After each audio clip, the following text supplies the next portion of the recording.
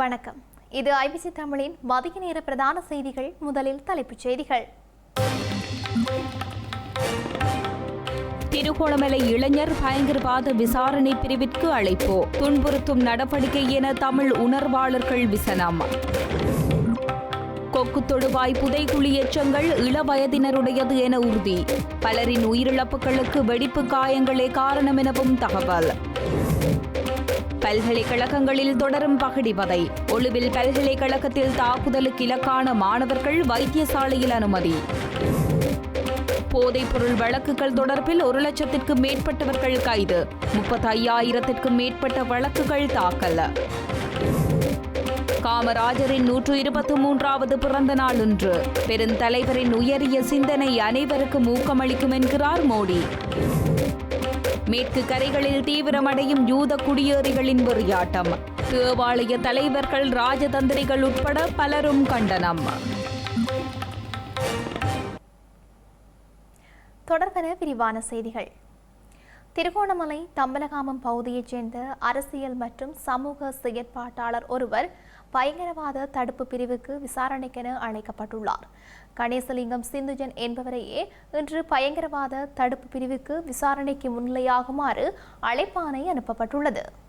தியாகி திலீபனின் நினைவேந்தல் ஊர்தி 2023ஆம் ஆண்டு திருகோணமலை நகருக்குள் பிரவேசித்த போது அதன் மீது சர்தாபுரம் என்ற இடத்தில் வைத்து அடையாளம் தெரியாதவர்களால் தாக்குதல் நடத்தப்பட்டிருந்தது. இந்த தாக்குதல் சம்பவத்தின் போது பாதிக்கப்பட்ட நபரான கணேசலிங்கம் சிந்துயன் தற்போது பயங்கரவாத தடுப்பு விசாரணை பிரிவினரால் விசாரணைக்கு அழைக்கப்பட்டுள்ளார். தியாகி திலீபனின் ஊர்தி தாக்கப்பட்ட சம்பவம் தொடர்பான வழக்கு முறையற்ற விதத்தில் இடம்பெற்றிருந்ததுடன் தாக்குதல் மேற்கொண்ட நபர்கள் முறையற்ற விதத்தில் விடுதலை செய்யப்பட்டமையும் பல்வேறு தரப்புகளாக கண்டிக்கப்பட்டிருந்தது. இந்த நிலையில் பாதிக்கப்பட்ட தரப்பினரை மீண்டும் துன்புறுத்தும் வகையிலான செயற்பாடுகளை அரசாங்கம் மேற்கொண்டு வருவதாக பல சமூக செயற்பாட்டாளர்கள் விசனம் வெளியிட்டுள்ளனர்.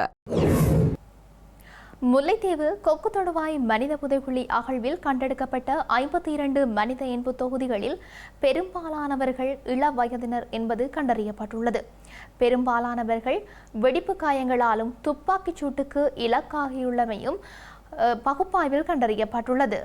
குழாய் நீர் பொருத்தும் நடவடிக்கைகளுக்காக மேற்கொள்ளப்பட்ட அகழ்வு பணிகளின் போது முல்லைத்தீவு கொக்கு தொடுவாய் பிரதான வீதியோரத்தில் மனித புதைகுழி கடந்த ஆண்டு ஜூன் மாதம் 29ஆம் தேதி அடையாளம் காணப்பட்டது. இதனையடுத்து முல்லைத்தீவு நீதிமன்றம் முல்லைத்தீவு சட்ட மருத்துவ அதிகாரி கே வாசுதேவா மற்றும் யாழ்ப்பாணம் சட்ட மருத்துவ அதிகாரி சே பிரணவன் ஆகியோரின் கண்காணிப்பு மற்றும் பங்கு பற்றுதல்களுடன் தொல்லியல் துறை பேராசிரியர் ராஜ் சோமதேவ தலைமையிலான குழுவினரால் மேற்கொள்ளப்பட்ட அகழ்வு நடவடிக்கையில் 52 மனித எலும்பு தொகுதிகள் அங்கிருந்து மீட்கப்பட்டன. அத்துடன் ஆடிகள், துப்பாக்கி ரவைகள் உட்பட வேறு தடைய பொருட்களும் இதன்போது மீட்கப்பட்டிருந்தன. இந்த புதைகுழி அகழ்வில் கண்டுபிடிக்கப்பட்ட எலும்பு தொகுதிகளின் பகுப்பாய்வு அறிக்கை வெளிவந்ததுடன் இதில் உயிரிழந்தவர்கள் என்ன காரணத்தால் இறந்தார்கள் மற்றும் அவர்களின் வயது எத்தனை போன்ற விவரங்கள் உள்ளடக்கப்பட்டுள்ளன. இந்த பகுப்பாய்வின் பிரகாரம் மீட்கப்பட்ட எண்பு தொகுதிகளில் 31 பெண்களுடையவை என்றும் 21 ஆண்களுடையவை என்றும் அடையாளம் காணப்பட்டுள்ளது. உயிரிழந்தவர்கள் 12 முதல் 53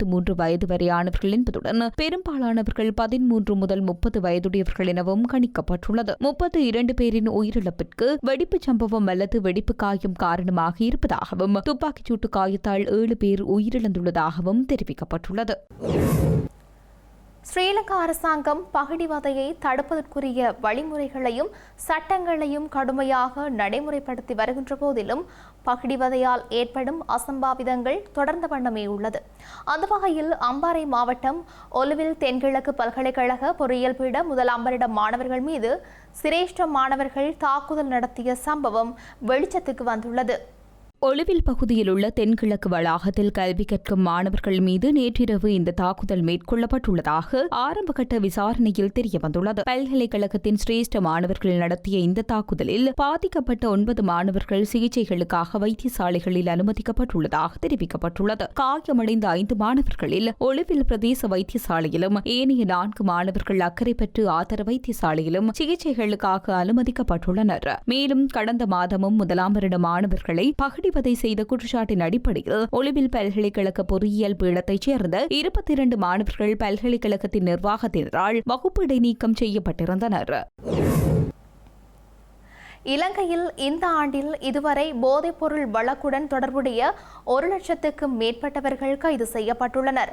ஸ்ரீலங்கா காவல்துறை ஊடக பேச்சாளரும் உதவி காவல்துறை அத்தியட்சகருமான எப்யூ வூட்லர் நேற்று இடம்பெற்ற ஊடக சந்திப்பில் இந்த தகவலை வெளியிட்டுள்ளார்.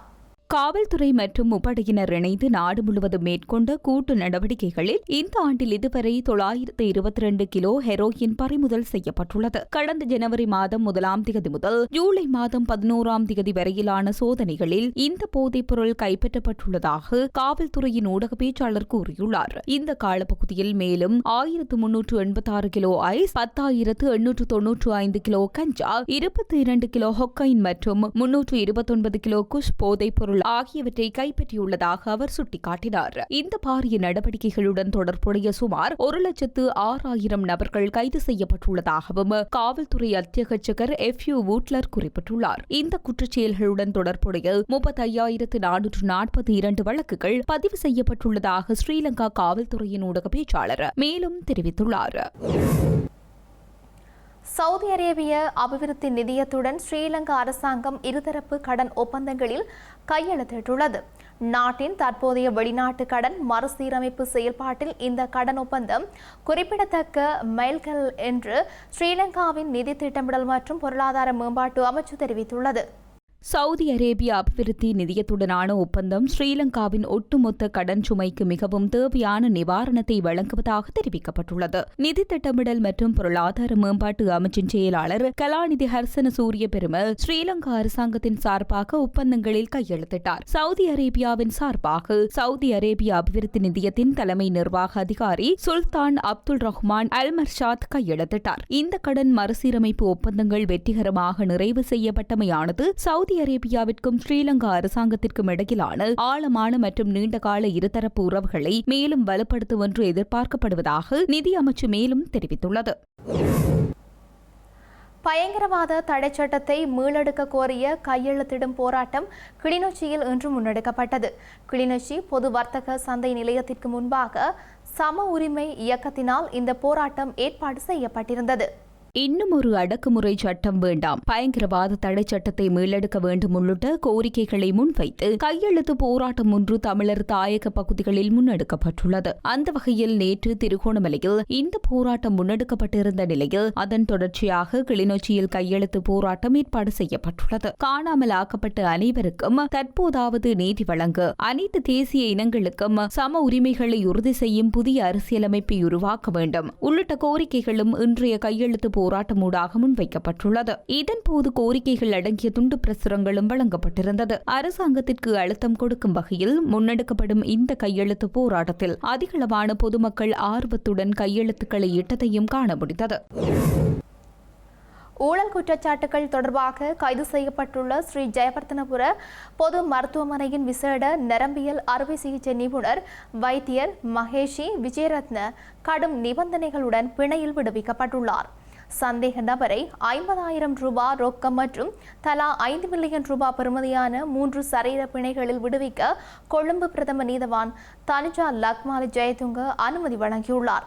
சந்தேக நபருக்கு பயண தடை விதித்த நீதவான் ஸ்ரீ ஜெயவர்தனபுர பொது மருத்துவமனைக்குள் நுழைய அவருக்கு அனுமதி மறுத்து உத்தரவிட்டுள்ளமையும் குறிப்பிடத்தக்கது.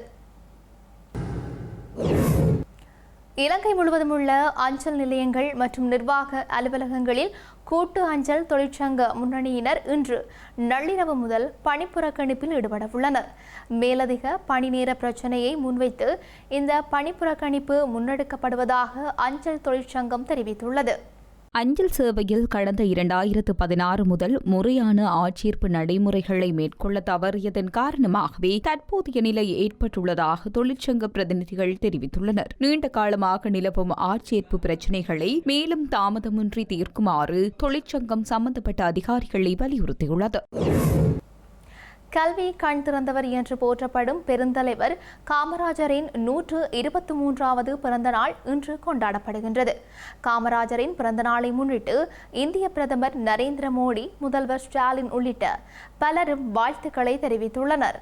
தமிழ்நாட்டை ஆட்சி செய்தவரான பெருந்தலைவர் காமராஜரின் 123வது பிறந்த நாளான இன்று கல்வி வளர்ச்சி நாளாக கொண்டாடப்படுகின்றது. இந்த நிலையில் அரசியல் தலைவர்கள், பிரபலங்கள் என பலரும் காமராஜரின் புகழ் போற்றி வாழ்த்துக்களை தெரிவித்து வருகின்றனர். இந்தியாவின் சுதந்திர போராட்டத்தின் முன்னணியில் காமராஜர் சுதந்திரத்திற்கு பிந்தைய பயணத்தின் வளர்ச்சிக்குரிய ஆண்டுகளில் விலை மதிப்பற்ற தலைமைத்துவத்தை வழங்கியதாக நரேந்திர மோடி கூறியுள்ளார். காமராஜரின் உயரிய சிந்தனைகளும் சமூக நீதி குறித்த உறுதிப்பாடும் அனைவருக்கும் மகத்தான ஊக்கமளிப்பவை எனவும் இந்திய பிரதமர் குறிப்பிட்டுள்ளார். காமராஜர் அன்று பள்ளிகளில் இட்டது மதிய உணவல்ல, நூற்றாண்டு கல்வி கனவுக்கான அடித்தளம் என முதல்வர் மு.க. ஸ்டாலின் புகழாரம் சூட்டியுள்ளார். இதனைத் தொடர்ந்து சிதம்பரம் அரசு மகளிர் மேல்நிலை பள்ளியில் அலங்கரித்து வைக்கப்பட்டிருந்த காமராஜரின் உருவப்படத்திற்கு முதல்வர் மு.க. ஸ்டாலின் மலர் தூவி மரியாதை செலுத்தினார். இந்த நிகழ்வில் அமைச்சர்கள், சட்டமன்ற உறுப்பினர்கள் மற்றும் திமுக நிர்வாகிகள் கலந்து கொண்டனர்.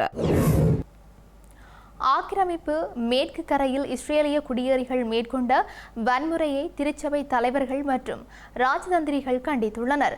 கிறிஸ்தவர்களுக்கு எதிரான முறையான மற்றும் இலக்கு வைக்கப்பட்ட தாக்குதல்களை ஜூத குடியேறிகள் மேற்கொண்டுள்ளதாக திருச்சபை தலைவர்கள் குற்றம் சாட்டியுள்ளனர்.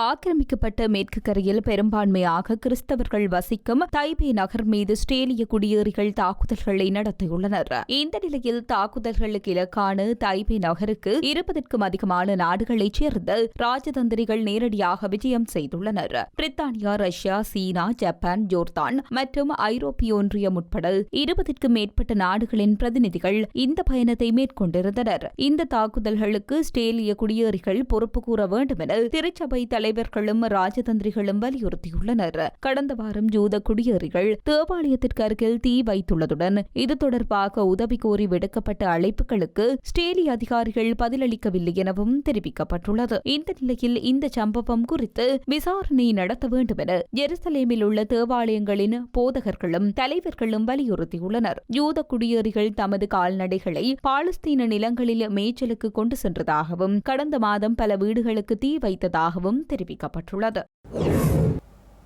செய்திகள் நிறைவாக மீண்டும் தலைப்புச் செய்திகள். திருகோணமலை இளைஞர் பயங்கரவாத விசாரணை பிரிவிற்கு அழைப்பு, துன்புறுத்தும் நடவடிக்கை என தமிழ் உணர்வாளர்கள் விசனம். கொக்கு தொடுவாய் புதைகுழி எச்சங்கள் இளவயதினருடையது என உறுதி, பலரின் உயிரிழப்புகளுக்கு வெடிப்பு காயங்களே காரணம் எனவும் தகவல். பல்கலைக்கழகங்களில் தொடரும் பகிடிவதை, ஒழுவில் பல்கலைக்கழகத்தில் தாக்குதலுக்கு இலக்கான மாணவர்கள் வைத்தியசாலையில் அனுமதி. போதைப்பொருள் வழக்குகள் தொடர்பில் 1,00,000க்கும் மேற்பட்டவர்கள் கைது, 35,000க்கும் மேற்பட்ட வழக்குகள் தாக்கல். காமராஜரின் 123வது பிறந்த நாள் இன்று, பெருந்தலைவரின் உயரிய சிந்தனை அனைவருக்கும் ஊக்கமளிக்கும் என்கிறார் மோடி. மேற்கு கரைகளில் தீவிரமடையும் யூத குடியேறிகளின் வெறியாட்டம், தேவாலய தலைவர்கள், ராஜதந்திரிகள் உட்பட பலரும் கண்டனம். இத்துடன் ஐபிசி தமிழின் மதிய நேர பிரதான செய்திகள் நிறைவு பெற்றன. உடனுக்குடன் செய்திகளை அறிந்து கொள்ள ibctamil.com என்ற எமது இணையதளத்தை பார்வையிடுங்கள். வணக்கம்.